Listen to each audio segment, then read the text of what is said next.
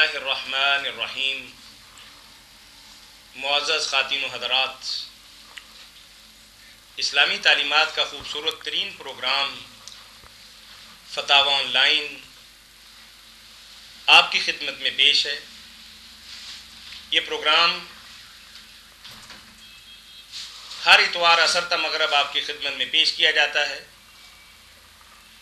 آپ کو بھی روزمرہ زندگی کے اندر دین اسلام کے حوالے سے رہنمائی کے سلسلہ میں بے شمار سوالات، خدشات اور تحفظات ذہن کے اندر آتے ہوں، اپنے اشکال ہمیں پیش کیجیے۔ ہم قرآن و سنت کی روشنی میں آپ کی مشکل کا حل پیش کریں گے، اور یہ حل پیش کرنے کے لیے میرے ساتھ تشریف فرما ہیں ملک کی معروف علمی محترم مولانا محمد اسحاق مدہ ظلہ العالی۔ جی السلام علیکم ورحمۃ اللہ۔ وعلیکم السلام ورحمۃ اللہ وبرکاتہ۔ جی فرمائیے بھائی، کیا پوچھیں گے آپ ہم سے؟ سر سوال میں نے پوچھنا تھا کہ جو ہم ٹیکسٹ بکس میں ہماری لکھا ہوتا ہے جی جی پاکستان اسٹڈیز میں بالخصوص، کہ یہ جو سندھ پر جو حملہ ہوا تھا، ہاں ہاں اسلام سندھ میں جو پہنچا، جی جی 712 عیسوی تھی، 17 عیسوی 712 عیسوی، 712 عیسوی، اور کربلا کے غالباً 680 میں کربلا ہوئی ہے سر۔ اچھا جی، تو 690 722 سال کے بعد کا واقعہ ہے۔ جی جی تو اس میں سر یہ ہے کہ اس میں یہ بتایا جاتا ہے کہ حجاج بن یوسف ثقفی جو غالباً عراق کے گورنر تھے، جی جی انہوں نے اپنے بھتیجے محمد بن قاسم ثقفی کو بھیجا سندھ میں ایک عورت کی پکار پہ کہ وہ عورت راجہ دیر کی قید میں تھی، جی جو ہندو راجہ تھا۔ تو سر اس میں یہ سوال یہ ہے کہ مطلب ہے یہ ان کے بارے میں جو تاریخ میں روایت آتی ہے کہ یہ حجاج خود بھی بڑے ظالم تھے، اور یہ مطلب پورا ایک سلسلہ ہی مطلب بڑا مظالم ڈالتا رہا۔ اور واقعہ کربلا میں آپ دیکھتے ہیں کہ رسول اللہ صلی اللہ علیہ وسلم کی جو یعنی کہ خاندان کی عورتیں ہیں، ان کو بھی یعنی کہ احترام نہیں دیا گیا۔ تو یہ یعنی اس واقعے کی بنیاد مولانا صاحب سے میں کلیئر کرنا چاہتا ہوں کہ آیا یہ واقعہ واقعی ایسا ہے، کوئی ایسی عورت اس کی قید میں تھی؟ کیونکہ بعض حضرات یہ بھی کہتے ہیں کہ یہاں پہ غالباً کچھ سادات تھے جو کہ راجہ دیر نے پناہ دے رکھی تھی، اور ان کو پکڑنے کے لیے محمد بن قاسم ثقفی صاحب کو بھیجا گیا تھا۔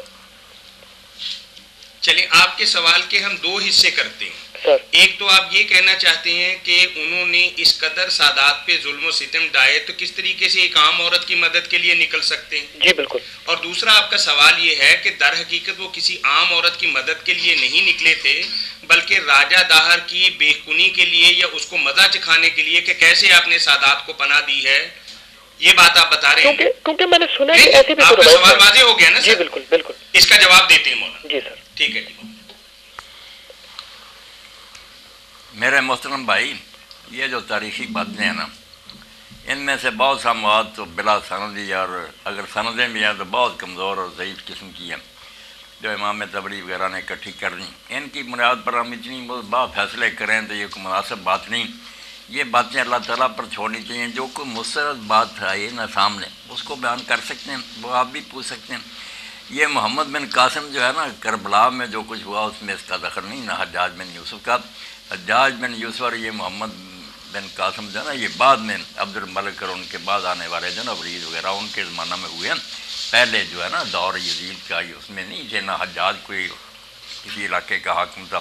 اس لیے کربلا کا جو کچھ آپ نے بیان کیا نا، اس میں ان کا کوئی دخل نہیں، کوئی حصہ نہیں۔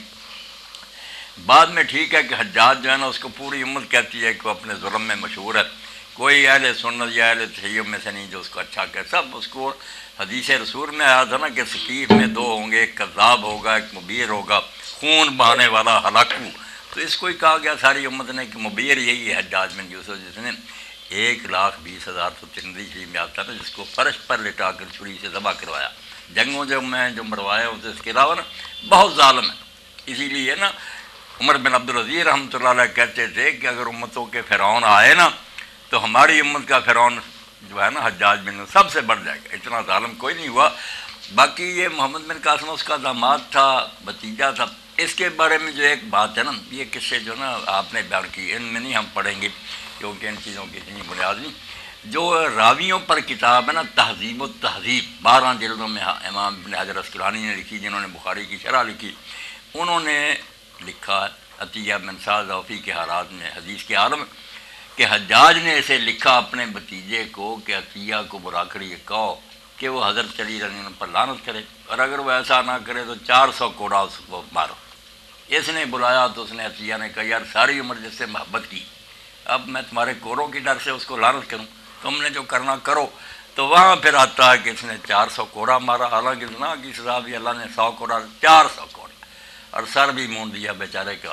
وہ پھر عراق چھوڑ کر نہ خراسان کو چلا گیا، جب تک عباسیوں کا انقلاب نہیں آیا، بنو امیہ کا تختہ نہیں اٹھا، وہ بیچارہ واپس نہیں آیا۔ یہ ایک کارنامہ اس کا جو نا اتنے بڑے حدیث کے عالم نے لکھا۔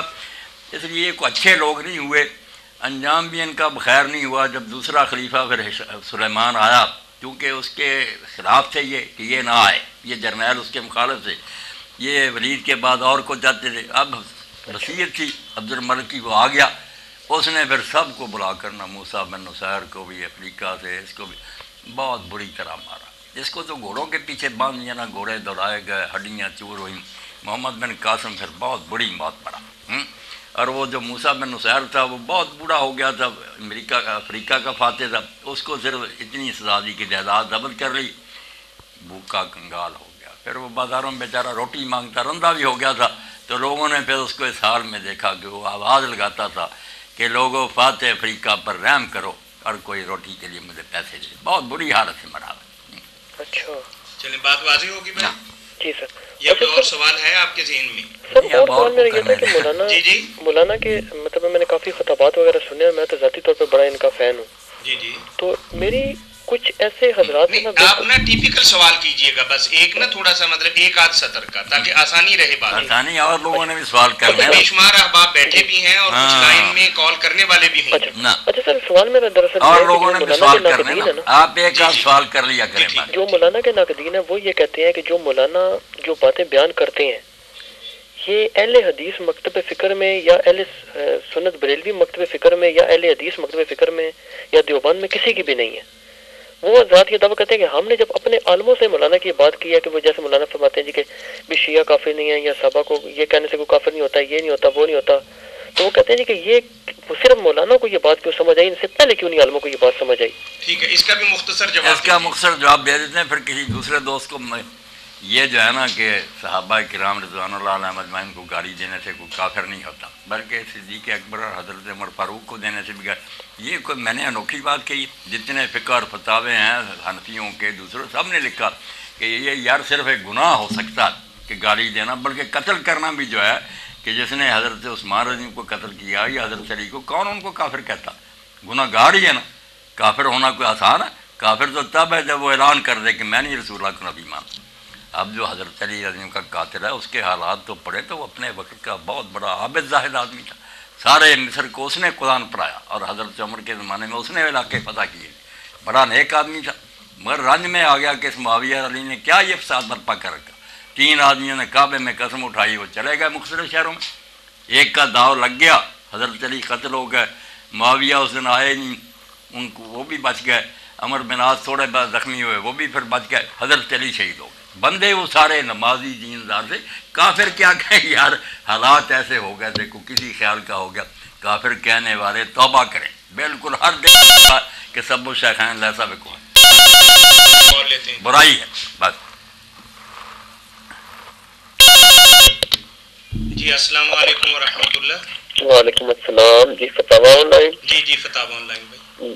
جی مولانا صاحب بیٹھے؟ جی الحمدللہ، تشریف فرمائیں جی۔ السلام علیکم مولانا صاحب۔ وعلیکم السلام ورحمۃ اللہ وبرکاتہ۔ کیا حال ہے مولانا صاحب؟ ہاں خیریت، آپ بتائیں نا، خیریت سے ہیں؟ ہاں جی اللہ کا شکر ہے، آپ سے دوسری دفعہ بات ہو رہی ہے، پچھلے جمعے کو بھی ہوئی تھی۔ جی فرمائیے، سوال کیا ہے آپ کا بھائی؟ جی سوال یہ کہ نا یہ جو وضو ٹوٹنے کے بارے میں سنا ہے کہ اگر نماز پڑھ رہے ہو تو اس پر اگر شک ہو کہ وضو ٹوٹ گیا ہے تو اس سے وضو نہیں ٹوٹتا جب تک یقین نہ ہو جائے۔ تو یہ صرف نماز پڑھتے ہوئے ہی بات ہے یا جب ایک نماز پڑھنے دوسری کا انتظار کر رہے ہو اس وقت اگر ایسا شک ہو تو اس میں بھی یہی صورتحال ہوگی؟ یعنی آپ کا سوال یہ ہے کہ اگر آپ کا شک دوران نماز ہے تو پھر کیا عمل ہے، اگر نماز کے بعد دوسری نماز کے انتظار میں آپ ہیں یہ کیفیت ہوگی تو پھر کیا حکم ہے؟ جی بالکل، یہی سوال ہے نا سر آپ کا؟ ہاں جی چلیے ٹھیک ہے۔ ایک بیماری ہے میری بھائی کہ آدمی نا پاگل ہو جائے، گھر وقت وہم میرا ہے، شاید میرا وضو ہے یا نہیں، رکھنے کتنی ہوئی، ان میں آدمی اگر پھنس جائے نا اس کے پیچھے. آواز کلیئر نہیں آ رہی جی. آواز کلیئر نہیں آ رہی. آواز کلیئر آنی چاہیے. اچھا آ رہی ہے اب جی؟ کچھ مولانا صاحب کی طرح کام آتی ہے، باقی آپ کی زیادہ اب صحیح آتی ہے. بھائی سامنے ہی رکھ دیتے اگر اس سے کام نہیں کرنا. ٹھیک ہے. ہاں تو یہ وسواسی جو ہو جاتے ہیں نا لوگ، یہ بہت بڑا روگ ہے، اس سے پناہ مانگنی چاہیے. اسی لیے اللہ کے رسول اللہ علیہ السلام نے یہ بات کہی کہ جب تک بو نہ آئے یا آواز نہ سنو اس وقت تک وضو نہیں ٹوٹتا. وہم میں پڑے رہو گے نا وضو ٹوٹ گیا تو شیطان اس طرح پاگل بنائے گا کہ آپ کو پھر تسلی ہوگی ہی نہیں کہ میرا وضو ہے. اس کے لیے ابن قیم رحمۃ اللہ نے کتاب لکھی اغاثۃ الافان کہ عبادت گزار لوگوں کو اتنے پاگل پن میں مبتلا کرا بس اسے جان نہیں چھوٹتی. وضو کرنے بیٹھیں گے لوٹوں پر لوٹے بہا رہے ہیں، یہی نہیں تسلی ہوتی کہ سنجا ہوا یا نہیں. اس لیے حضور نے جو یقینی بات کی کہ جب تک تمہیں پکا یقین نہیں ہوتا کہ ٹھا ہوئی ہے یا ہوا آئی اور بو ہے، سمجھو وضو ٹھیک ہے. یہ نماز کے اندر بھی اور باہر بھی شک میں نہیں پڑھنا، یقین پر بنیاد رکھنی چاہیے. شک کوئی ٹھیک ہے جی. چلیں بارک اللہ فیک. بہت اچھا ایک اور آسان ہے، یقین پر کہ بنیاد. نا یہ دلیل دی جاتی ہے میلاد النبی کے بارے میں کہ جب رسول پاک صلی اللہ علیہ وسلم مکہ سے مدینہ تشریف لائے تھے تو صحابہ کرام نے بڑا جشن منایا تھا. تو وہ کہتے ہیں کہ جب رسول صلی اللہ علیہ وسلم دنیا میں تشریف لائے تھے تب ہم کیوں نہ جشن منائے؟ میرے بھائی جو ہے نا یہ جشن وغیرہ کہتے، جشن سے کسی نے بھی کبھی نہیں منایا. مدینہ شریف میں بھی آ گیا تو کچھ عورتیں اوپر سی چھتوں پر، کو مرد جو تھے بازاروں میں تھے وہ یہی کہتے تھے حضور کے ساتھ تو تھے. آپ کئی دن قباء میں ٹھہرے، پھر مدینہ میں آئے، لوگ لینے کے لیے گئے، ساتھ ہی تھے. وہ اتنا ہی کہتے جا محمد جا، اللہ کے رسول آ گیا. نہ کوئی جھنڈیاں، نہ گھوڑے، نہ اونٹ، کوئی نہیں، نہ کوئی جشن. اور جشن تو تب ہوتا جو یہ منا رہے کہ ہر سال جب آتا نا ہجرت کا دن، پھر مرد عورتیں گلیوں میں نکلتے اور اسی طرح مناتے. پھر ان کی بات میں کچھ وزن ہوتا. حضور علیہ الصلوۃ والسلام پیدا ہوئے تو اس موقع پر اگر دادے نے عقیقہ کر دیا تو کرنا ہی چاہیے، سارے کرتے. مگر ہر سال پھر عبد المطلب اور اس کا گروہ کوئی مکے میں جلوس نکالتا تھا، کوئی خوشیاں کرتا تھا. ہمارے یہاں بھی بچہ پیدا ہو ایک دن خوشی ٹھیک ہے جب وہ پیدا ہوا، مگر ہم سالگرہ منانے لگے ہندو ہو گئے. بالکل اسلام میں جو یہ بہانے کرتے نا تم بچوں کا مناتے ہو، بھائی وہ بھی غلط ہے. اس کو روکو، خدا کے تم دلیل بنا دیتے ہو. بچوں کی جو سالگرہ مناتے ہو وہ اسلام میں کا سالگرہ لفظ ہی ہندوؤں کا، کوئی اسلام کا لفظ نہیں. اس لیے بنا الفاسد ار الفاسد، ایک غلط بات لے کر اس پر ایک اور ردہ رکھ لینا کوئی بات نہیں. جو جشن مناتا ہے سالگرہ جھوٹا ہے، کیوں کیک کاٹتے. جب پیدا ہوا تھا اس دن خوشی، مگر سال کے بعد وہ دہراتے رہنا میں بوڑھا ہو گیا پھر میرے بچے خوشیاں کریں، بابا جی کا عقیقہ کرو، کرنے کی بات ہے. تو کوئی عقل کی بات کریں. جب رسول کریم علیہ السلام دنیا میں آئے ان کے خاندان والوں نے خوشی کی، مگر ہمارے لیے جو اصل خوشی ہے نا جشن کوئی نہیں، وہ نبوت کی خوشی. آپ قرآن میں دیکھ لیں جہاں احسان بتایا نا پیدائش کا کوئی ذکر نہیں کیا. لقد من اللہ علی المؤمنین اذ بعث فیہم، اللہ نے احسان فرمایا جب حضور کو نبی مقرر کیا. اور اس طرح یعنی جو صحابہ نبوت ملی نا وہ ہمارے لیے اصل خوشی کی بات. ورنہ لوگ پیدا ہوں فوت ہوں اتنا جہان آتا، کیا خوشی ہمیں. اگر حضور نبی نہ ہوتے اور کوئی ایسی کتنے تھے. آپ کو نبی مقرر کیا تو نبوت سے حضور سے ہمارے سردار ہیں، آپ کے ہم پیرو ہیں. اور اصل جو ہے نا جشن وہ کوئی نہیں کہ جشن منائے، وہ یہ ہے کہ جو آپ دے گئے اس کو ہم سیکھیں، اس پر عمل کریں، اپنے گھروں میں عمل کرائیں اور اس کو پوری دنیا میں غالب کرنے کے لیے کوشش کریں. یہ آپ سے محبت کا تقاضا ہے. اگر واقعی حضور کے آپ دیوانے ہیں. چلیں بھائی بہت شکریہ آپ کے کال. تانہ خیزت مانگے حق لال میں گھر مسلمانی میں آسائی میں. جب تک پوری دنیا میں لا الہ الا اللہ محمد رسول اللہ کا وعدہ بلند نہیں ہوتا ہمیں آرام سے نہیں بیٹھنا چاہیے.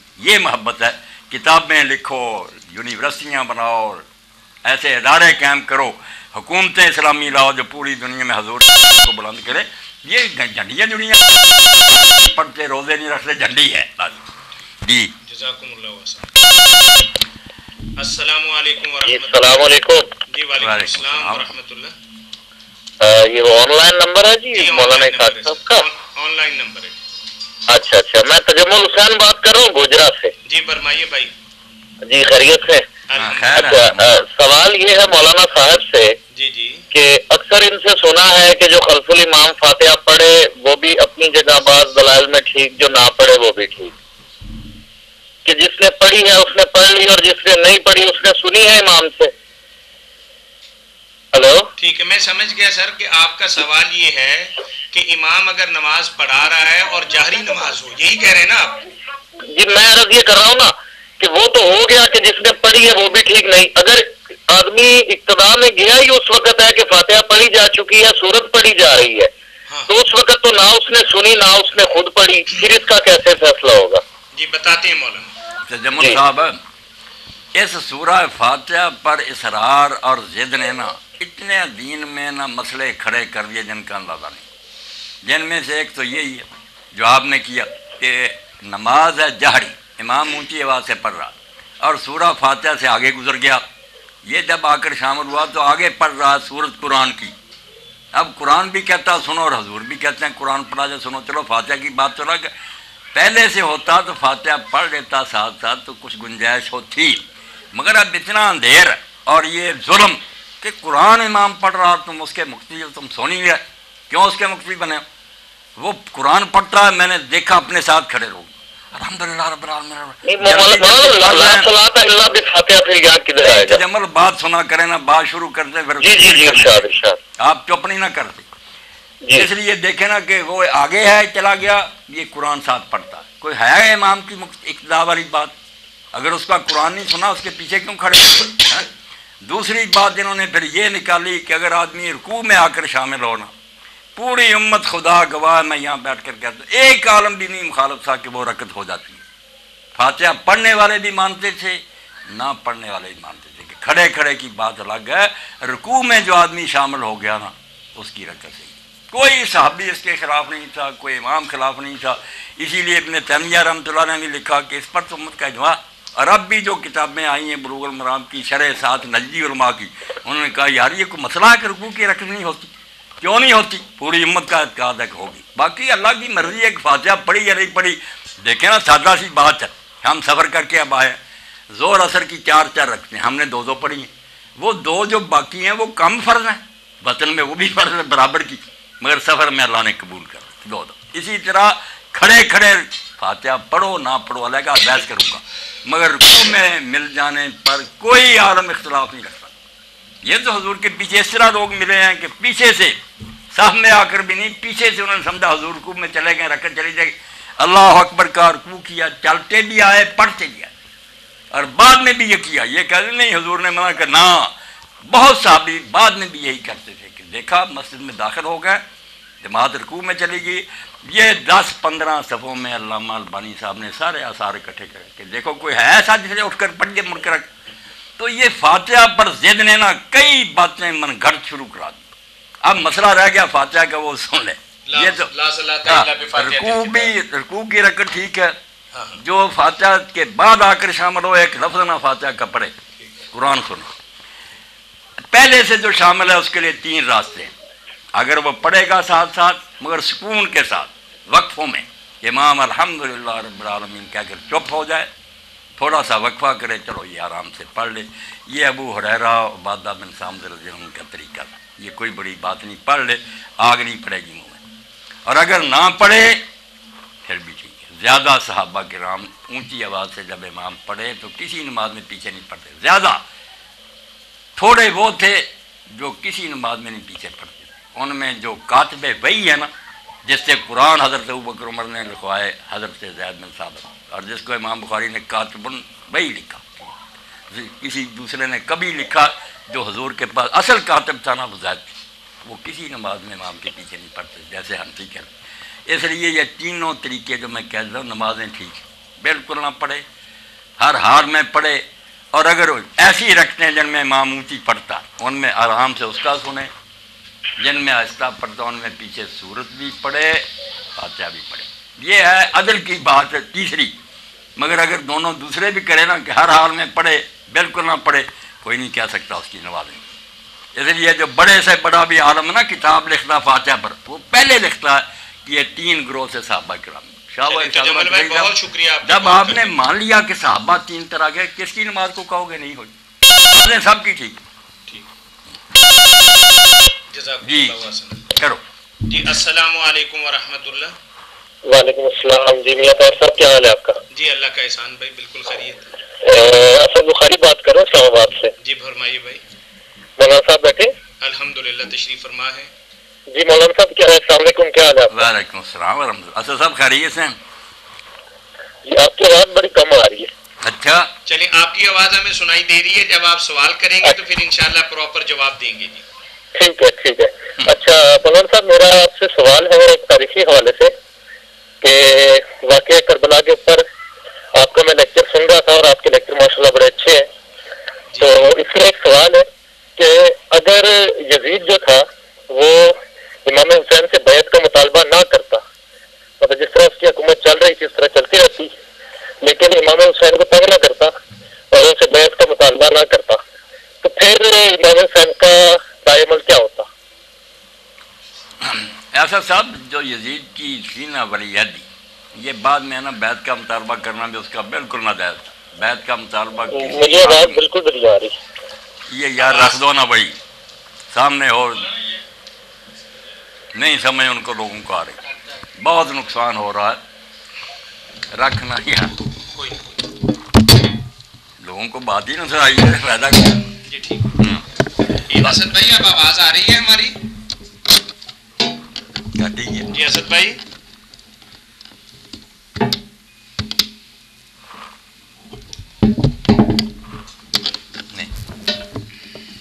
جی السلام علیکم. نہیں ایسا صاحب کا کٹ گیا. چلو کوئی اور سوال کریں، ان کا بھی آ جائے گا. اے لو کاغذ لکھ کے دیں. کاغذ پر لکھ کر دے دینا. آپ سکون سے پھر کاغذ دے دو نا شاباش. سب لوگوں کو تقسیم کر دو، جس نے بھی کوئی سوال کرنا ہو شاباش لکھ دو. جی السلام علیکم. وعلیکم السلام. یہ تو فہد یہ فتاوی آن لائن. فہد بھائی کیا حال ہے؟ فہد بول رہا ہوں. میں نے ایک حدیث شریف کا پوچھنا تھا مولانا صاحب سے. پوچھ لیں. ہیلو. جی جی ہیلو. جی حدیث شریف ہے جو شخص بدعت کرے یا کسی بدعت کرنے والے کو جگہ دے اس پر خدا، فرشتوں کی اور تمام لوگوں کی لعنت، نہ اس کی کوئی نفل عبادت قبول کی جائے گی اور نہ ہی پر. یہ اس سے اب یہ کافی سخت حدیث نہیں ہے. اسے ہمیں کیا کہتے ہیں جو لوگ بدعت کرتے ہیں ان سے پھر ہمیں نہیں بات چیت کرنی چاہیے. اور یہ روایت آپ نے فہد کہاں سے پڑھی ہے؟ یہ اس کے نیچے لکھا ہے صحیح بخاری جلد 2 حدیث 413 باب جہاد کے بیان میں. حدیث کا نمبر کیا بتایا فہد بھائی آپ نے؟ حدیث 413 باب جہاد کے بیان میں. وہ موٹی سی بھی رکھا کریں 6 کتابوں میں. جی انشاءاللہ 413. فہد بھائی ایسا کر سکتے ہیں کہ آپ اسے اگلے اتوار تک کے لیے پینڈنگ کر لیں؟ اگلے اتوار تک کیوں پینڈنگ کرنا، سن لیں.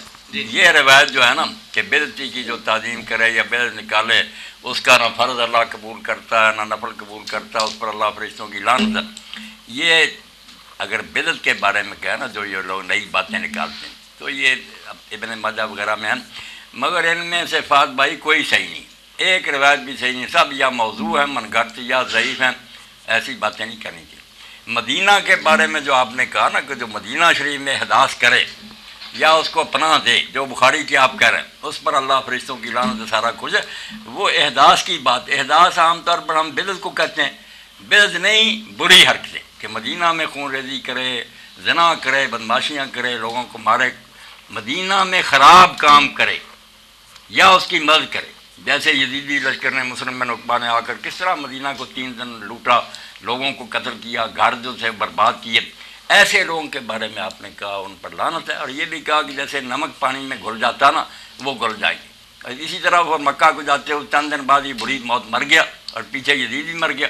علماء نے لکھا کہ دیکھا پھر حضور کی بات سچی ہوئی کہ جو مدینہ والوں پر ظلم کرے گا اس کا یہ انجام ہو. وہاں یہ بدعت جو ہے نا جو ہمارے دوست یہ نئی باتیں نکالتے ہیں، ٹھیک ہے میں اس کے خلاف ہوں، یہ انہیں کوئی حق نہیں ہے، مگر یہ وہ نہیں باتیں جو ان پر اللہ فرشتوں اور رسولوں کی لعنت ہے اور جن کا فرض نفل نہیں قبول کرے گا. ان پر نہ غریبوں پر لگایا کریں. یہ بے خبر ہیں، نا واقف ہیں دین کی، انہیں سمجھ نہیں، اس لیے یہ اپنی نادانی سے یہ باتیں نکالتے ہیں. مگر ابن تیمیہ رحمۃ اللہ علیہ اتنے بڑے حق کہنے والے اور ذرا لحاظ نہیں کیا، انہوں نے بھی لکھا کہ یہ جو کام یہ کرتے ہیں ایک طرف تو یہ بدعت ہے، اس کا وبال بھی ہوگا کہ نئی کام کیوں نہیں، ایک طرف محبت رسول بھی ہے کہ حضور کی محبت ہے، اللہ اس کو بھی تولے گا۔ اس لیے کئی لوگ بیچارے جو ہے نا سادہ، وہ اپنی محبت کی وجہ سے اللہ سے نام لے لیں گے، ان کی نیتیں نیک ہیں۔ کوئی شرارتی مولوی فسادی جو جلوس وغیرہ نکالتے ہیں وہ پکڑے جائیں گے۔ کوئی عدل کیا کرو، یہ سارے لوگ کو کافر نہیں نا، یہ پھر گستاخ ہے بے علم۔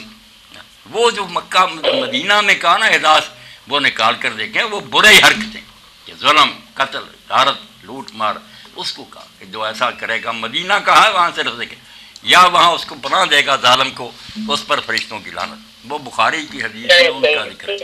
یہ بدعت نکال والے جو ان کا صاحب بدعت دوسرا لفظ ہے، وہ نہیں، موضوع روایت ہے، کوئی صحیح۔ چلیے بہت شکریہ آپ کے کال کرنے، جزاکم اللہ حسن۔ جی السلام علیکم ورحمۃ اللہ۔ جی السلام علیکم ورحمۃ اللہ۔ بولتا ہی کوئی؟ جاوید صاحب۔ اچھا جی جاوید صاحب۔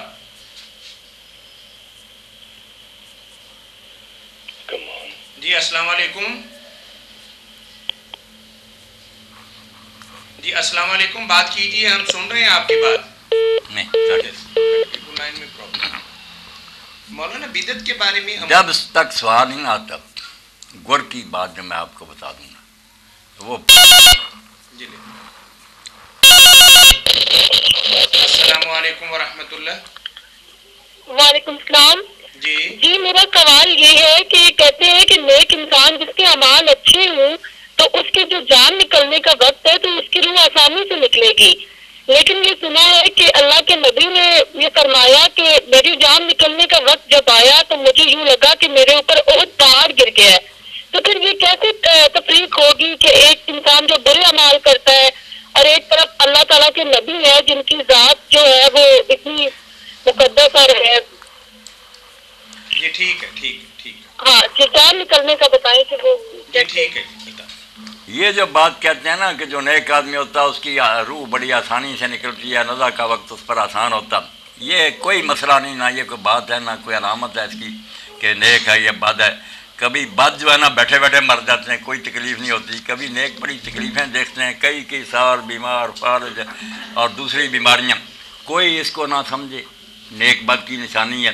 یہ اللہ تعالیٰ کی طرف سے ہے کہ کسی ظالم کو اگر اللہ نے آسانی سے مار دیا تو اس کو سمجھیں تو یہ بری موت ہے، جو ہے نا اچانک مر گیا، کوئی دکھ نہیں دیکھا، کوئی اچھا نہ سمجھے، اخلاق تو اصل سمجھے اس کے کہ یہ ناراضگی کی پکڑ ہے، جیسے پولیس چھاپا مارتی ہے اچانک گرفتار کرتی ہے، یہ وہ بات ہے کہ توبہ کا موقع نہیں ملا، کسی سے کوئی معاملہ طے نہیں کر سکا۔ موت کے لمحے کی سختی کی بات کر رہی ہوں کہ اس لمحے سختی جو ہے وہ نہیں، وہی بتا رہا ہوں کہ لمحہ سخت آئے یا کوئی آئے کوئی بات نہیں۔ اللہ کے رسول علیہ السلام کی تکلیف جو تھی اس کو دیکھ کر ہی ام المومنین عائشہ رضی اللہ عنہا نے کہا کہ مجھے بڑی یہ خواہش تھی کہ میری جان آرام سے نکلے، مگر جب حضور کی تکلیف دیکھی تو میرے دل سے یہ بات جاتی رہی کہ یہ کوئی اچھی بات ہوتی تو اللہ کے رسول کو نصیب نہ ہوتی۔ یہ بیماری میں جو ہے نا تلخیاں اور تکلیفیں، یہ تو بہت اچھی بات ہے کہ وہ اللہ کی طرف توجہ کرتا، اللہ سے دعائیں کرتا، خلق خدا سے معافی مانگتا، کسی کے ساتھ ظلم ہو گیا اس کا تلافی اس کی کرتا، کوئی برا نہ جانے اس کو۔ اگلی بات یہاں پریشانی دیکھ کر حضرت سیدہ فاطمہ تو زہرا روئی تھی نا کہ ہائے میرے ابے کی تکلیف، تو آپ نے فرمایا بیٹا تیرے ابے کی اس کے بعد کوئی تکلیف، یہی مرض ہے، اس کے بعد اس کے لیے راحتیں۔ تو دنیا میں تکلیف کا آ جانا کوئی بری علامت نہیں، اور کسی کا آرام سے مرنا کوئی اچھی نشانی نہیں۔ جزاکم اللہ۔ یہ بات تو میں کہہ رہا تھا چلو ماشاء اللہ۔ السلام علیکم ورحمۃ اللہ۔ ہیلو، جی السلام علیکم ورحمۃ اللہ۔ وعلیکم السلام ورحمۃ اللہ وبرکاتہ۔ جی جاوید صاحب اللہ خیریت سے رکھے۔ جی بالکل آن لائن ہے، بات سن رہے ہیں آپ۔ ماشاء اللہ، آپ کو ایک دفعہ پھر اس بابرکت محفل کی بہت زیادہ مبارک ہو۔ اللہ تعالیٰ آپ کو بھی برکتیں نصیب کرے، جزاک اللہ، جزاک اللہ، قبول فرمائے اللہ یہ کوشش۔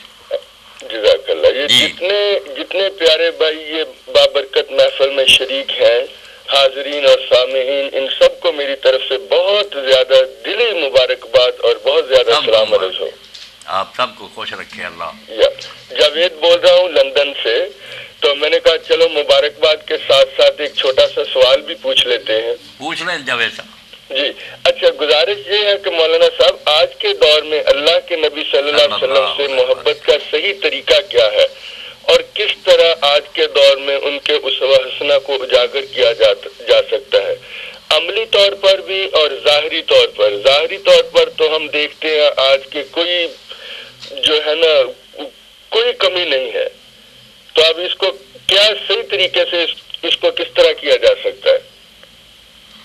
بالکل جاوید صاحب، آپ کی بات جو ہے نا سورہ فاتحہ میں جو آخری لفظ ہم پڑھتے ہیں نا جی جی اس میں یہی بات بیان کی گئی ہے کہ ایک لوگ تو وہ ہیں جن کی نیتیں بری ہیں، ان کو اللہ نے غیر المغضوب علیہم الضالین، ان کو گمراہ جو ضالین ہیں یہ برے نہیں. بات سن لیں آپ، یہ بھٹکے ہوئے راہ سے نیتیں نیک ہیں، حق کی تلاش کے لیے نکلے ہیں، حضور سے محبت کے لیے نکلے، مگر راستہ نہیں آتا، غلط طریقے سے مناتے ہیں، اسی لیے یہ بعد میں آئے. غیر المغضوب علیہم پہلے ہے کہ ان پر تو اللہ کا غضب ہے. یہ صرف ناواقف ہیں، بے خبر ہیں، ان کی نیتیں نہیں بری، بہت محبت کرنے والے. ہم کیوں کہیں محبت نہیں کرتے، مگر صحیح راستہ نہیں جانتے کہ حضور کی محبت کا طریقہ کیا ہے. تو اس سلسلے میں نا میں آپ سے پہلے بھی بیان کرنے لگا تھا ایک بات جو سب دوستوں کے لیے کہ امام مالک رحمۃ اللہ نے کہی کہ 3 باتیں تو ہم سب مسلمان مانتے ہیں. ایک یہ کہ قرآن مجید کی آیت پر حق الیوم اکملت لکم دینکم، اللہ نے کہہ دیا آج میں نے دین مکمل کر لیا. اس مکمل دین میں جاوید صاحب جو بات نہیں، اب کوئی کہے یہ بھی دین کی بات ہے تو وہ کہتا ہے کہ اللہ تعالیٰ نے جھوٹ بولا، ابھی تو یہ چیزیں اس میں پڑھنے والی تھی، پہلے ہی مکمل کس طرح ہو گیا. پہلا ظلم تو یہ ہے کہ قرآن کی اس آیت کا مخالف ہے جو کہتا ہے نئی بات اب سمجھ میں آئی، یہ بھی اچھی ہے، اچھی ہوتی تو اس دن اندر ہوتی دین کے، جس دن یہ اعلان ہوا تھا کہ آج دین مکمل ہو گیا. اس کے بعد دوسری بات ہے کہ دین تو اللہ نے مکمل کر دیا، معاذ اللہ حضور نے پورا نہیں پہنچا. یہ بھی امام مالک کہتے ہیں، اللہ کہتا ہے یا ایھا رسول بلغ ما انزل الیک، پہنچا دے سارا، وَإِن لَّمْ تَفْعَلْ فَمَا بَلَّغْتَ رِسَالَتَهُ، اور اگر تو نے ایسا نہ کیا تو نے خدا کا پیغام نہیں پہنچایا، تیری گرفت ہوگی. اب اگر کہیں حضور نے معاذ اللہ اس مکمل دین میں سے کچھ نہیں بتایا جو اب آہستہ آہستہ ہم دریافت کر رہے ہیں تو کافر ہی ہوگا. رسول اللہ کو کہا کہ آپ نے پورا دین نہیں پہنچایا. اور تیسری سورہ، یہ سارے بدعتی میری سنیں، جتنے علماء شرم کریں کہ یہ اللہ جھوٹا جو کہتا ہے دین مکمل کر دیا، یا رسول اللہ معاذ اللہ مجرم ہے کہ انہوں نے پورا دین نہیں پہنچایا، یا صحابہ کرام خائن ہیں، بددیانت ہیں کہ حضور سے سارا سن لیا درمیان میں سے گم کر دیا. جب یہ تینوں باتیں ہم نہیں مان سکتے اور مانیں تو اسلام سے نکل جائیں تو پھر بدعت کا کوئی جواب نہیں. جو کہتا نا یہ اچھی چیز ہے وہ اللہ کو جھوٹا کہتا ہے کہ دین مکمل نہیں تھا، ابھی رسول کو جھوٹا کہتا ہے کہ اس نے. اتنا بڑا جرم ہے کہ ان لوگوں کو اگر عقل آ جائے توبہ کریں، صرف وہ کام کریں جو رسول اللہ نے بتایا، ایک بات بھی نہیں نہ کریں. اور جو مثالیں دیتے ہیں گھوڑے پر چڑھتے ہو، ٹانگے پر چڑھتے ہو، جہازوں پر، بھائی یہ کوئی دین ہے؟ یہ ثواب کی بات ہے. سکھ بھی چڑھتے ہیں، ہندو بھی چڑھتے ہیں، یہ کیا بات ہوئی؟ یہ عادات کہلاتی ہیں. ان کو عادات، دنیا کی طریقے، جو عبادات ہے نا کہ اس میں ثواب ملے گا، اللہ خوش ہوگا، رسول، وہ ہے حصہ جو مکمل ہوا تھا. اس میں نئی بات داخل کرو گے نا اسلام سے نکل جاؤ. بالکل ثابت کرو یا رسول اللہ کے زمانے میں ہوا، ورنہ تینوں باتوں کے مخالف، دین کے مکمل ہونے کے منکر، رسول اللہ کے دین پہنچانے سے انکاری، اور صحابہ کرام کے دین کو چھپانے کے اقراری. توبہ کرو. اسی لیے بدعت کو بہت برا کہا گیا کہ بدعتی لوگ جو ہے نا ان پر اللہ اور رسول جو ہے ناراض ہیں. دنیا کے معاملوں کی باتیں نہ کرو. مولانا آپ نے اینک لگا دے، اینک تو ہندو بھی لگاتا. اگر ثواب کی بات تو ہم انہیں کہا دروش بھی ہمارے ساتھ پڑھو، نماز پڑھو. انہوں نے کہا نہیں مولوی صاحب یہ آپ کا دین کا کام. دین اور دنیا میں یہ تقسیم یاد رکھیں کہ جس میں کافر مسلمان سب شریک ہونا وہ دنیا کو اچھا چلانے کی عادت ہے. اس میں ہمیں حضور نے کھلی اجازت دے دی. جب کھجور کی پیوند کا معاملہ آیا فرمایا انت معلوم امر دنیا، دنیا کے کام تم آپ بہتر جانتے ہو، یہ مجھ سے کیا پوچھ رہے ہیں. اس میں کھلی چھٹی، ٹریکٹر سے کریں، ہل سے کریں، کوئی نہیں دین کو رکاوٹ. جب دین کی بات آپ کریں گے کہ یہ رکھنے پڑیں، یہ جشن منائیں جس سے اللہ رسول خوش ہوگا، جنت ملے گی، پھر یہاں سے پکڑیں گے آپ کہ یہ دکھاؤ حضور کے زمانے میں تھا. اور اگر نہیں تو دین نامکمل رہ گیا تھا تو ہم اس کو مکمل کرتے. اس لیے دین کے شعبہ میں کوئی نئی بات لعنت ہے اس پر. من احدث فی امرنا ھذا فہو رد. فرمایا ہمارا یہ کام جو ہے جو نبیوں کا، اس میں نئی بات جس نے نکالی اس کے منہ پر ماری جائے گی اور اس کا کوئی ثواب نہیں ہوگا، عذاب ہوگا. یہ ایک نقطہ آپ کو میں نے سمجھا دیا. دین اور دنیا ہر وقت دھوکہ دیتے ہیں کہ آپ پھر جہاز پر کیوں سوار، بھائی وہ کافر مومن سب کرتے ہیں، وہ دنیا کی زندگی اچھے طریقہ سے بسر کرنے کی بات ہے، اس میں ہمیں دین کوئی نہیں روکتا، نہ اس میں بدعت ہوتی ہے۔ بدعت ہے اس شعبہ میں جو ثواب و عذاب کی بات ہے، اس میں نئی بات کرو گے دکھانا پڑے گا کہاں سے لیا تم نے یہ۔ چلو اللہ جزاک آپ کو۔ اب تو ایسے لگتا ہے مجھے کہ یہ ظاہری طور پہ اتنا یہ ہو گیا ہے کہ جس کی کوئی انتہا نہیں ہے۔ اتنا اسراف اور ٹی وی فضول پہ خرچی، دیکھ رہا تھا، پتہ نہیں کتنے ہزار کلو کا انہوں نے کیک بنایا ہے اور کیا کیا کچھ ہے۔ تو مجھے لگتا ہے کل کلانکوں کو اللہ کا بندہ نکلے گا، وہ کہے گا باہر نکلو سارے، یہ بھی عید ہی ہے تو اس کی بھی نماز پڑھے۔ بالکل جاوید صاحب آپ کی بات کے مطابق یہ تو جبکہ یہ سب جو آپ نے کہا نا عید پڑھیں، شروع کے سال تو کیا شروع کے کئی 100 سال تک کوئی ایسی چیز نظر ہی نہیں آتی دور دور تک۔ نہیں یہی بات ہے جاوید صاحب، جو فوت ہو گئے اللہ انہیں معاف کرے، مولوی محمد عمر اچھروی، انہوں نے یہ کہا تھا کہ جب یہ عید ہے تو میدان میں نکلو، 2 رکعتیں پڑھا کریں، خطبہ دیا کریں۔ اور اب تو سننے میں یہاں پاکستان میں آیا کہ قربانی کی بھی تیاری ہو گئی ہے کہ ہر عید میلاد پر لیے لوگ جانور قربان کیا کریں گے، روزہ رکھیں گے، نیا دین بنا رہے ہیں۔ اور کوئی نہیں سوچتے کہ جس نبی کی محبت میں یہ کر رہے ہیں علیہ الصلوۃ والسلام، اس نے یہ کیے، اس کے صحابہ نے کیے، تم ان سے زیادہ محب اللہ کے رسول کے۔ انہوں نے جو آپ کے نمونے کی پیروی کی، دین سیکھا، اس پر خود عمل کیا اور اس کو لے کر دنیا میں نکل کھڑے ہوئے کہ اس کا جھنڈا لہرائیں گے، کفر کی حکومتوں کو ہم برباد کریں گے اور اسلام کو غالب کریں گے۔ یہ تھا حضور سے محبت کا تقاضا۔ کہاں کرتے تھے کہ جھنڈیاں لگا لو اور لڑکے لڑکیاں ناچ لیں، بس محبت ہوگی، توبہ۔ یہ کون سی محبت؟ نماز نہیں پڑھنا، حج نہیں کرنا، زکوٰۃ نہیں دینا، اور بس یہ ایسے کام کر کے نا اپنے دل کو خوش کر لیتے ہیں کہ ہم نے بڑے عاشق اللہ اپنا۔ جتنے بھی اس اللہ کے نبی صلی اللہ علیہ وسلم کے سے محبت کے دعوے سے جتنے بھی مجالس ہو رہی ہیں، یہ ساری دیکھیں مکس مجالس ہیں، جس میں عورتیں بھی مرد بھی سارے۔ ہاں ہمارے ہاں جو ریلی نکلی ہے لاہور میں طاہر القادری صاحب کی، لڑکیاں بھی تھے لڑکے تھے، اکٹھا جلوس نکالا۔ اللہ تعالیٰ ہماری ایک طرف تو یہ لوگ بحث کرتے آتے ہیں کہ حدیث لوگ جو کہتے ہیں نا عورتیں اور بچیاں جو ہے عید کے لیے میدان میں کہتے نہیں وہ زمانہ گیا، اب لوگ بدل گئے، وہ سنت کو نہیں مانتے اور یہ اپنا جو ریلیوں میں نکال رہی ہیں، یہ عید سے اچھی ہے۔ بہت زیادہ شکریہ، کوئی خوف خدا بہت نہیں۔ زیادہ لوگ جو ہے نا ایک مدت سے منتظر تھے کہ کب یہ خیر کا کام پھر شروع ہو۔ الحمدللہ ہم سب کی طرف سے آپ کو دلی مبارکباد، اور اللہ تعالیٰ سے دعا ہے کہ اللہ تعالیٰ آپ کے اس عمل کو مطلب اخلاص نیت کے ساتھ صدقہ جاریہ کے طور پر قبول و منظور فرمائے۔ ہم سب کی طرف سے بھی آپ کو بھی دلی مبارکباد۔ اللہ جزا دے۔ جاوید صاحب کی بات کا تسلسل محبت کیا ہے؟ علامہ اقبال کہتے ہیں عاشقی محکم ساز تقریر یار، اگر تو حضور کا عاشق ہے نا تو حضور کی پیروی جو کیا کر، جو نہیں کیا نہ کر۔ وعلیکم السلام جی، اسد بخاری بات کر رہا ہوں، آواز کا مسئلہ حل ہو گیا؟ ہاں جی ہو گیا، جی فرمائیے۔ جی وہ میں نے سوال کیا تھا، اس کا پتہ نہیں بابا نے جواب دیا یا نہیں دیا، میری تو کال ڈسکنیکٹ ہو گئی تھی۔ ڈسکنیکٹ ہوگی کریں نا اسد صاحب، آپ نے کربلا کے حوالے سے سوال کیا تھا نا؟ ہم نے بھی جواب اسی لیے نہیں دیا کہ اسد صاحب کا رابطہ کٹ گیا، فائدہ کوئی نہیں انہیں۔ میں آپ کا سوال ذرا دوہرا دیتا ہوں، دیکھ لیجئے کہ یہی آپ کا سوال تھا۔ جی جی ضرور۔ آپ نے فرمایا تھا کہ یزید اگر امام حسین رضی اللہ تعالیٰ عنہ سے بیعت کا نہ کہتا تو شاید یہ وقوع نہ ہوتا، اور پھر امام کا وہاں کردار کیا ہوتا کہ اگر وہ ان کو انسسٹ نہ کرتا، پاور کے ذریعے ان کو بیعت میں لانے کی کوشش نہ کرتا، تو پھر تو امام کا رویہ کیا ہوتا؟ یہ آپ نے پوچھا ہے نا جی؟ جی یہ اصل میں تھوڑی وضاحت کر دوں، میں سوال اس لیے پوچھ رہا ہوں کیونکہ یہ واقعہ اصل میں ہمارے لیے مشعل راہ ہے۔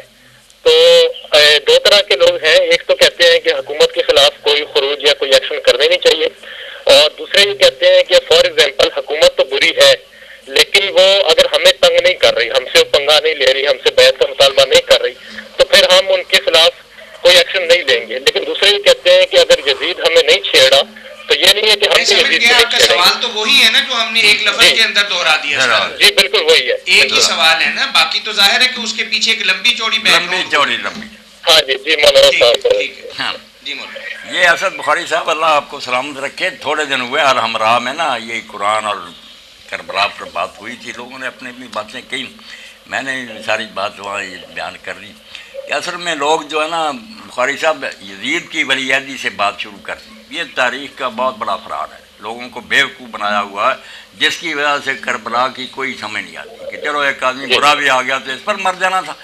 میں نے وہاں جب 20 سالہ دور کا بیان کیا نا کہ جو امام حسین نے گزارا حضرت معاویہ کے زمانے میں، اور یہ کہتے رہے کہ مجھ پر جہاد فرض ہے اس کے خلاف، اور مجھے سمجھ نہیں آتی کہ میں اللہ کی عدالت میں کیا جواب۔ یہ ایک نازک بات میں کہہ رہا ہوں، یزید اس کے مقابلے میں صفر ہے، اس نے کچھ بھی نہیں کیا۔ حضرت معاویہ نے جتنے بے گناہ صحابہ کو مارا اور ان کی جائیدادیں ضبط کی اور دین کی مٹی پلیٹ کی، زکوٰۃ بدلی، حج بدلا، نماز کے اوقات بدلے، کوئی حدیث کی کتاب میں تو دیکھے قیامت آئی ہوئی۔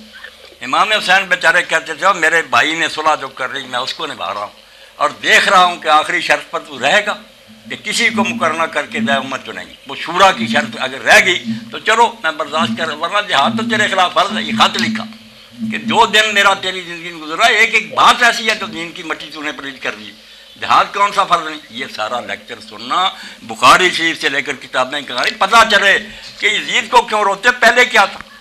دین اسلام پہ مٹی پلیت ہو گئی، برباد کر کے رکھ دیا۔ جہاد تو اس وقت ہی فرض تھا، مگر جب آخری بات بھی انہوں نے نہ مانی، معاہدے کے خلاف ولی عہد بنا دی، اور ولی عہدی کے لیے بھی بڑے ظلم سے کام لیا۔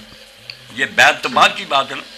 صحیح بخاری میں جب پڑھتے ہیں کہ اس کے گورنر مروان نے مدینہ میں اعلان کیا ممبر پر کہ امیر المومنین نے یہ فیصلہ کیا کہ اپنے بعد اپنے بیٹے کو بنا دے، اور یہ ابو بکر عمر کی سنت ہے۔ ابو بکر بھی اپنی زندگی میں عمر کو بنا گئے، تو حضرت ابو بکر کے بیٹے عبد الرحمن کھڑے ہو گئے، انہوں نے کہا یار خدا سے ڈرو، شرم کرو۔ یہ ابو بکر عمر کا طریقہ، اس نے اپنے بیٹوں میں سے کسی کو بنایا، خاندان میں سے کسی کو بنایا۔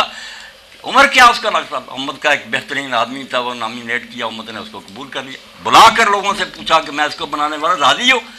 کچھ لوگوں نے کہا اس کی طبیعت سخت ہے، باقیوں نے کہا نہیں ٹھیک ہے۔ کچھ ہے مثال تمہاری، تم ہرکل کی سنت کو زندہ کر رہے۔ یہ لفظ کیا ہے کہ کافر بادشاہ کا طریقہ زندہ کر رہا ہے کہ باپ مرے بیٹا۔ یہ صحیح بخاری سے پڑھنا۔ تو مروان نے حکم دے دیا کہ گرفتار کرو ابو بکر کے بیٹے کو۔ وہ بھاگ کر اماں عائشہ کے گھر میں شامل داخل ہو گیا اپنی بہن کے، اور یہ دروازے پر گیا گورنر، اس نے کہا یہی ہے جس کے بارے میں سورہ کاف کی آیتیں اتری، کافر کا بیان کہا اس کے بارے میں۔ تو ام المومنین نے اندر سے جواب دیا تو جھوٹ بکتا، ہمارے بارے میں کوئی آیتیں ابو بکر کے خاندان کے لیے نہیں اتری سوائے وہ آیتیں جو میری بڑی اتری۔ تو غلط بیان کر رہا کہ قرآن اب عبد الرحمن کے بارے ہے۔ تو عبد الرحمن بیچارہ پھر حضرت معاویہ خود مدینہ آئے، اور ان چاروں آدمیوں کو جو خلاف تھے، وہ چار نہیں تھے، امت تھی پوری، سب انہی کے تابع تھے۔ عبد الرحمن بن ابو بکر، عبداللہ بن عمر، اور حضرت حسین بن علی اور عبداللہ بن زبیر۔ ان سے بڑا اس وقت امت میں کون تھا؟ گننے کو تو اسمبلی میں 150 آدمی، مگر ساری امت ہے وہ، 4 آدمی منکر تھے، ہم نے یہ بات کرے۔ تو یہاں میرے مگر سختی کی یہ نکل مکہ کو نکل گیا بیچارے سختی کی بات۔ وہاں حضرت معاویہ گئے اور پھر باہر بلایا، ان سے باتیں کی اور بہت رشوت دینے کی کوشش کی کہ تمہارے چچا کا بھائی ہے، جو بیٹا ہے، جو تم کہو گے وہی کرے گا، بس برائے نام۔ وہ نہیں مانے۔ حضرت عبداللہ بن زبیر نے کہا یا رسول اللہ کی طرح کر کہ امت کو چھوڑ جا، لوگ بہتر آدمی چن لیں گے، یا ابو بکر کی طرح کر کے خاندان کو چھوڑ دے، کوئی اچھا آدمی امت سے چلا۔ اب تو اسعد بن ربیع وقاص جیسے جنتی صحابہ موجود ہیں، یا پھر کمیٹی بنا دی، اس نے کوئی بات نہیں مانی اور کہنے لگا اچھا تم سے نپٹوں۔ اب خدا گواہ صحیح روایت کے ممبر پر چڑھا مکہ میں، ان چاروں کو نیچے بٹھایا، ان پر نگران مقرر کیے کہ اگر یہ زبان کھولنے لگے سر اڑا دو، اور ممبر پر حرم شریف میں جھوٹ بولا کہ یہ 4 آدمی مخالف سے، ان چاروں نے بیعت کر لی ہے، یہ راضی ہو گئے۔ یہ بیچارے چپ رہے، سر پر کھڑے تھے کہ بولے سر اڑا دو۔ بعد میں چلا گیا اور لوگوں نے کہا تم نے بیعت کری، انہوں نے کہا خدا گواہ ہم نے اس کی کوئی بیعت نہیں، جھوٹ بول۔ یہ بھائی اسد بخاری جو بیڑا پہلے غرق ہو رہا تھا وہی ناجائز تھا، اور پھر بیعت لینے کے لیے دباؤ ڈالنا شروع کیا۔ گورنر کو لکھ دیا مدینے کے، لا رخصت، ذرا نرمی نہیں کرنی ان سے، زبردستی بیعت لو۔ وہ عبد الرحمن بن ابی بکر بیچارہ مکے نکل گیا، پہاڑوں میں چھپ گیا حبشی مقام پر، وہاں مرا، سویا ہی رہ گیا۔ حضرت عائشہ رضی کو بہت دیر تک شک رہا کہ یہ معاویہ نے مروایا اس کو، اس طرح کو مرتا۔ بعد میں پتہ چلا کہ نہیں، وہ بیچارے وہ جو فوت ہو گئے، باقیوں کی شامت آ گئی، عبداللہ بن زبیر کی بھی اور حضرت امام حسین کی بھی۔ تو پہلے جو ولی عہدی ہوئی نا، کعبے نے جھوٹ بول کے وہی ناجائز، اس لیے امام حسین یزید نام بھی برا ہوتا، اس آئین کی خلاف ورزی کو کیسے برداشت کرتے کہ بھائی سے معاہدہ کیا تھا کہ شورا ہوگی، اس کو توڑا، حرم میں جھوٹ بولا، اور ایک نالائق آدمی کو اتنے صحابہ کی موجود ہے، 36 سال کا ہے صرف، حضرت عثمان کے زمانے پیدا ہو، صحابہ مر گئے نہیں کوئی بات نہیں۔ اس لیے اسد بخاری صاحب یہ جو ہے نا شروع کرتے یزید سے کہ وہ شرابی تھا، یہ بیوقوف لوگ وہ بالکل زانی شرابی بھی ہوتا پھر بھی کوئی سیٹ اپ ٹھیک ہوتا, نظام درست ہوتا اور صحیح طریقے سے چنا جاتا تو حضرت حسین مان لیتے. مگر یہاں تو قدم قدم پر آئین کی مٹی پلیت ہو رہی. حضرت حسن سے جو مادہ تھا کہ شورا ہوگی وہ توڑ دیا. جو بات تھی جھوٹ بول کر کے چاروں بیعت کر چکے, لوگوں کو دھوکہ دیا. اس لیے آپ اس پورے کو پڑھنے کی کوشش کریں اور یزید کے بعد بھی جو آئے نا اس کو دیکھیں کہ حسین رضی اللہ کی نگاہ دیکھ رہی ہے کہ یزید سے جو بعد میں آئیں گے دن بدن برے ہوں. اور وقت آیا, میں ایک چیز مثال آپ کو دے دوں, اس کا نام ولید بن یزید بن عبد الملک تھا. عبد الملک کا پوتا تھا, یہ بھی خلیفہ ہو گیا. تو اس نے پھر کعبہ شریف کے برابر جتنا سائز کعبہ اتنا خیمہ بنوایا, شراب کے مٹکے ساتھ لیے, گانے حج کے لیے چلا.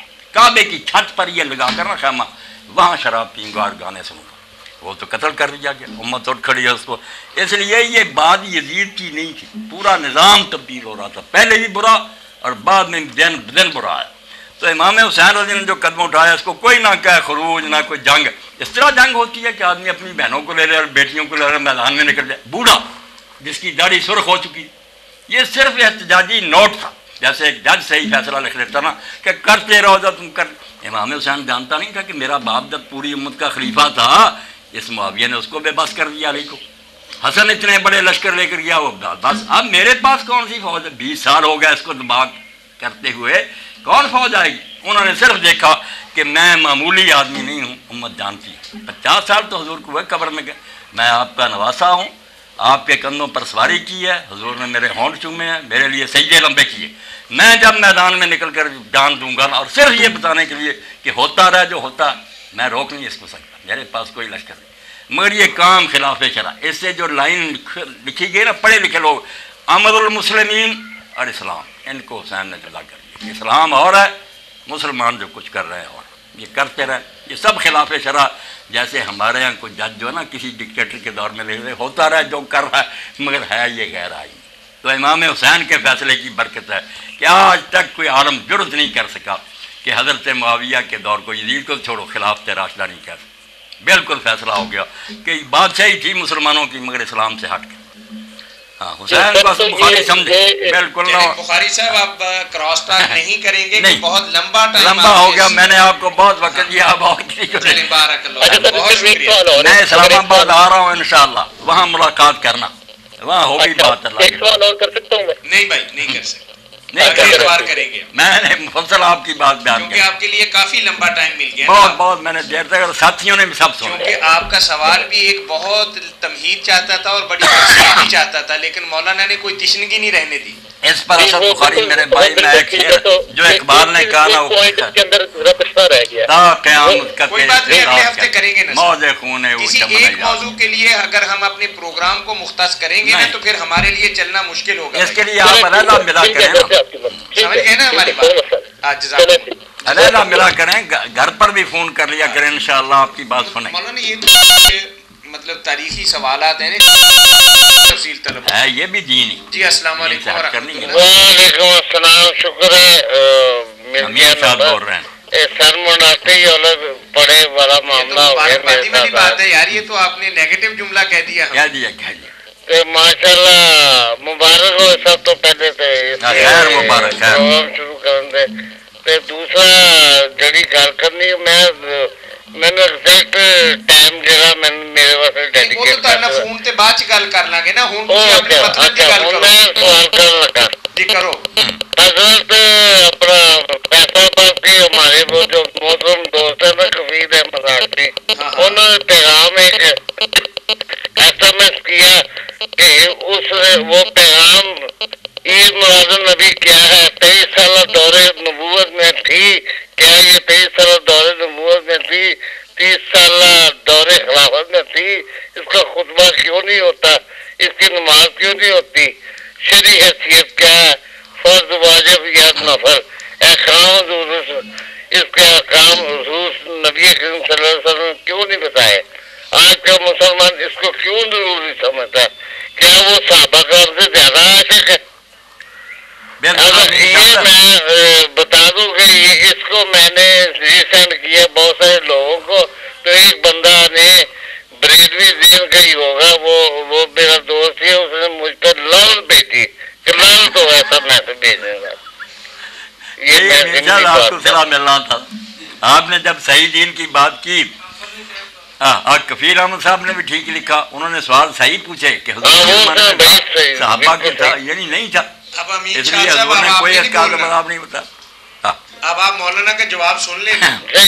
बिल्कुल कोई हजूर के ज़माना में नहीं था, सहाबा के नहीं था, दीन में इसका कोई निशान नहीं।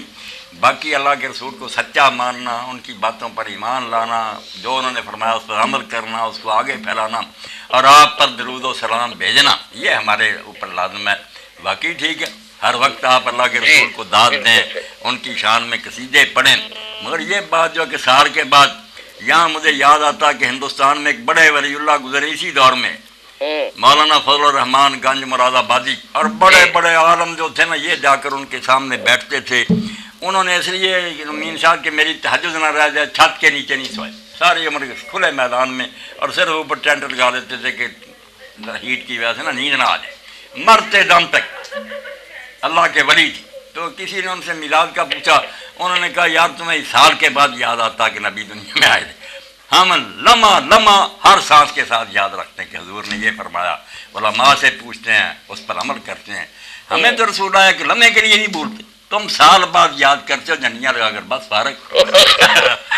ये बात उस वलीउल्लाह ने कही कि जो अल्लाह के रसूल की सुन्नत पर अमल करता वो तो कदम कदम पर हजूर को याद रख, आप आए, दीन बताया, इसीलिए हम वो काम करते ना। आज आपकी पहल भी होगी और इब्तिदा भी होगी, अल्लाह ताला आपको सलामत रखे, कॉल करते रहिएगा। बाकी ये बात ठीक है कि अल्लाह ने आप भी कहा, रसूलुल्लाह ने हदीसें फरमाई, सहाबा ने उम्मत में माना कि दुरूद शरीफ आप पर जितना हो, छोटे से छोटा सल्लल्लाहु अलैहि वसल्लम व रहमतुल्लाह जी, अस्सलाम वालेकुम व रहमतुल्लाह। नहीं बोला, चलिए मौलाना एक दो सवाल हैं हमारे कर ले साथियों ने लिखे ना, वो मतलब एक साहिल, एक हमारे मोहम्मदीन साहब यहाँ तशरीफ फरमा हैं, बड़ी मोहब्बत से आते हैं, माशाअल्लाह, आपके बड़े चाहने वाले भी हैं। उनका सवाल ये कि खावंद अपनी बीवी को तलाक भी देता है और साथ जिहार का भी इजहार करता है, यानी जैसे आदमी अपनी तलाक को पक्का करने के लिए कस्में खाता है ना, तो इसी तरीके से पक्का करने के लिए उसने जिहार भी कर दिया। यही बात है ना कि तो जितने फायर थे ना सारे जी मौलाना, उनके सवाल का दूसरा हिस्सा ये है कि अगर रुकू करना चाहे तो खामद के लिए क्या हुक्म है और औरत के लिए क्या हुक्म है, और उनके सवाल का तीसरा हिस्सा ये है कि अगर रुजू करेगा तो पहले जिहार का कफारा अदा करेगा। नहीं, रुजू तो तलाक से ही करना मोहम्मदीन साहब, पहले तलाक जो है ना उसको ख़त्म करे, तलाक ख़त्म हो जाए तो जिहार में निकाह में तो रहती है ना, उसका हल तो बाद में भी हो जाएगा। जी ठीक है, ठीक है। तलाक से जान छुड़ाए, जो तलाक दे दिए ना, अगर नहीं अभी वक्त गुजरा और ज़माना है इज्जत का, तो रुजू करे कि मैंने वो तलाक वापस ले लिए, बीवी बनाए। उसके बाद रह गया कि उसने कसम उठा दी है कि मैं इसके करीब नहीं जाऊँगा, ये मेरे लिए हराम है माँ की तरह, तो उसके लिए फिर 60 रोज़े लगातार या 60 मिस्कीनों को खाना खिलाना, हलाल जो है ना मुबाशरत वगैरह ताल्लुक वो तब होगा ना, मगर निकाह तो कायम रहे, तलाक को पहले। यानी मैं आपकी बात को वाज़ेह कर दूं कि आपने फरमाया कि तलाक जो है पहले वो तो वापस ले ले एक तरह से, यानी रुजू कर ले, वो ना मौसरी हो जाए, रुजू के बाद जो उसकी जिम्मेदारी बनती है ये बाद वाली बात। अच्छा मौलाना एक छोटी सी बात बताइए कि आप अक्सर बताते रहते हैं कि हमारे मुआशरे के जिहार के बारे में एक बात, जिहार के बारे में एक बात बताता हूँ। हम ये कहते हैं किसी ने कहा ये मेरी माँ बहन है, उसको जिहार कहते हैं, नहीं, दीन में ये जिहार कोई नहीं। माँ बाप का, माँ बहन कहता रहे बकता है, माँ बहन वो कहाँ है? ये बात अच्छी तरह सुन लें ना, मौलवी तंग करे कि खाना खिलाओ पुराना, जिहार नहीं हमारे मुल्क में कोई कर सकता, ना इन्हें आता जिहार करना। जिहार जहर से निकला पुष्ट, वो क्या होता, वो अरब भी कर सकते थे कि अंत अलैया का जहर, तू मेरे लिए उसी तरह हराम है जिस तरह मेरी माँ की पुष्ट मेरे लिए हराम है। ये लफ्ज़ का है, ये जिहार है। माँ बहन का है ना, उलमा लिखते हैं ये उसकी लगभग बेहुदा बात है, मगर इससे ना निकाह टूटता है ना जिहार का हुक्म आ देता। अंत अलैया का जहर उम्मी, अपनी ज़बान में क्या कि जिस तरह माँ की पुष्ट पर सवार होना माज़अल्लाह हराम है मेरे लिए, जमा के लिए, इस तरह ही तू मेरे लिए हराम। ये लफ्ज़ ज़हर का बोले पुष्ट, फिर जिहार होता, वरना कोई नहीं। ये मसले की बात ठीक बता दी। जिहार मामूली नहीं। यहाँ मियाँ साहब मैं आपके सामने कहता हूँ बार बार, ये मौलवी भी हैरान होते हैं कि ना हमारे यहाँ कोई तलाक होती है, सब गलत तलाक देते हैं, कोई इनमें मसर नहीं होती, इनको तलाक देना आया ही नहीं। तलाक जो शरई है ना वो देंगे फिर तलाक होगी, और वो शायद मौलवी भी नहीं जानते। اور زہار بھی نہیں کہ ماں بہن کہہ دیا چلا ہو گیا، تو میرے لیے اسی طرح حرام ہے جس طرح میرے لیے اپنی ماں کی پشت پر سوار ہونا حرام۔ یہ الفاظ جو ہے نا اس کو کہتے ہیں زہار۔ اور طلاق کے لیے جو شرطیں کون پوری کرتا کہ وہ حیض کے دنوں میں نہ دے، ایک وقت میں ایک ہی دے، دو عادل آدمی متقی اتنی داڑھیوں والے نمازی وہ پاس ہوں، بعد میں ہزاروں سن لیں کوئی نہیں، جب بقا ہے اس وقت شاید دو آدمی، عورتیں کروڑوں ہوں کوئی نہیں اثر، دو آدمی ہونے چاہیے، واشہدوا ذوی عدل منکم۔ اگر یہ باتیں نہیں تو بے فکر رہیں، وہ کوئی طلاق نہیں، جتنی جی چاہے اس نے دے دی ہیں، وہ طلاق نہیں شمار ہوتی۔ طلاق وہ ہوگی جو دین کی شرطوں کے مطابق، اگر آپ نے نماز پڑھی ہے نہ وضو ہے نہ کوئی، جیسے وہ نماز لی اسی طرح یہ طلاقیں بہتر ہیں۔ عورت حیض میں آپ طلاق دے رہے ہیں نہیں، پاک ہو۔ اور اس کے ساتھ بھی ایک قید حضور نے اور بڑھا دی کہ اگر عورت پاک ہے مگر تم آپس میں مل چکے ہو پھر بھی طلاق نہیں دے سکتے، پھر ایک حیض آیا اس کے بعد پاک پھر، یعنی کتنی رکاوٹیں ہیں کہ گھر برباد نہ ہو، سوچنے سمجھنے کا موقع ملے۔ اور یہ باتیں جو عقل کے بھی مطابق، دیکھیں نا حیض میں طلاق روکی، آپ سمجھدار لوگ ہیں، حیض میں عورت نارمل نہیں ہوتی، بیچاری آدھی بیماری ہوتی ہے، دماغ کو وہ خون چڑھتا ہے، وہ چڑچڑی ہو جاتی ہے۔ اللہ کے رسول نے کہا اس زمانے میں یار ناراض نہ ہو، اگر کوئی بات ہوگی نا وہ بعد میں خود پچھتائے گی کہ میرے منہ سے کیا نکل گیا، غصے نہ ہو۔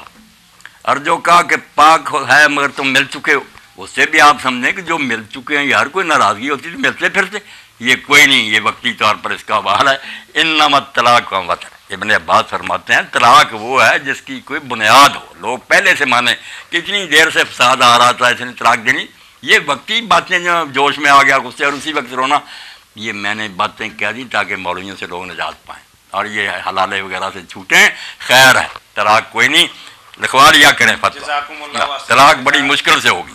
ہم شکر گزار ہیں مفتی اعظم پاکستان کے جو طلاق کے حوالے سے امت مسلمہ کی رہنمائی فرما رہے تھے اور فون کالز پہ بہنوں اور بھائیوں کو تسلی بخش قرآن و حدیث کی روشنی کے اندر جوابات مرحمت فرما رہے تھے۔